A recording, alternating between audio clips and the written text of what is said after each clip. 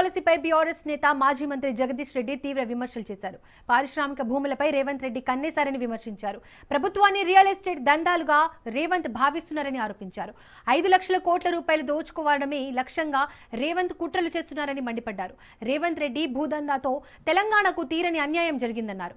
ఎకరం 100 కోట్లు పలికే భూములు 1.2 కోట్లకు దోచిపెడుతున్నారని విమర్శించారు.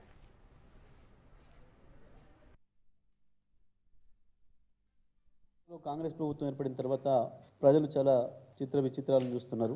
ప్రభుత్వాలు ఎక్కడ ఏ కొత్త ప్రభుత్వాలు ఏర్పడ్డా అనేక పాలసీలు తేవడం అనేది సహజమైన విషయం. ప్రజలు ఉన్నదానికంటే ఇంకా కొత్తగా అభివృద్ధి చేయడం కొరకు, కొత్త సమస్యలను పరిష్కారం చేయడం కొరకు అనేక రకాల పాలసీలు తెస్తుంటారు. కానీ తెలంగాణలో ఏర్పడిన కాంగ్రెస్ ప్రభుత్వం పాలసీల పేరు మీద స్కాములు తెస్తూ ఉంది. ప్రతి పాలసీ వెనకాల ఒక స్కామ్. హైడ్రా అంటే ఒక స్కాము, మూసి రెజ్యునేషన్ అంటే ఒక స్కాము, పారిశ్రామిక వాడల ఏర్పాటు అంటే ఒక స్కాము. చివరికి ఇవాళ మొత్తం భారతదేశ చరిత్రలోనే కాదు, ప్రపంచ చరిత్రలోనే అతి భారీ స్కామ్కు ఒక పాలసీ తీసుకొచ్చింది తెలంగాణ ప్రభుత్వం. 5 లక్షల కోట్ల రూపాయల విలువైన స్కామ్ ఇవాళ తెలంగాణ ప్రభుత్వం తెరలేపింది హిల్ట్ పాలసీ పేరు మీద. అసలు ఎంత ఆశ్చర్యం అంటే సాధారణమైన ప్రజలకు కూడా అర్థమైపోతూ ఉంది.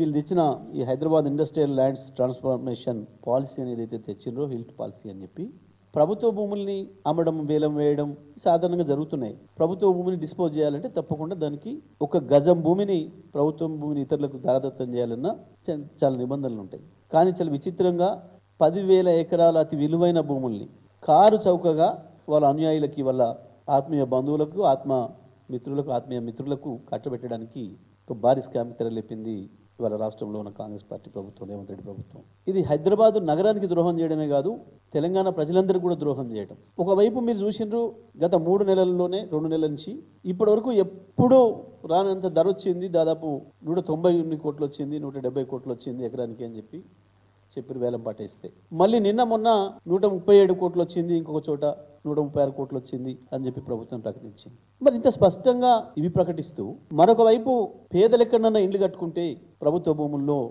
వాళ్ళకి ఎక్కడ నిల్వ నీడలేక, తలదాచుకోవడానికి గూడు లేక, ప్రభుత్వ భూమి ఉంటే దాంట్లో ఇంత గుడిసెలు వేసుకుంటేనేమో ఇండ్లు కొలగొట్టే సందర్భం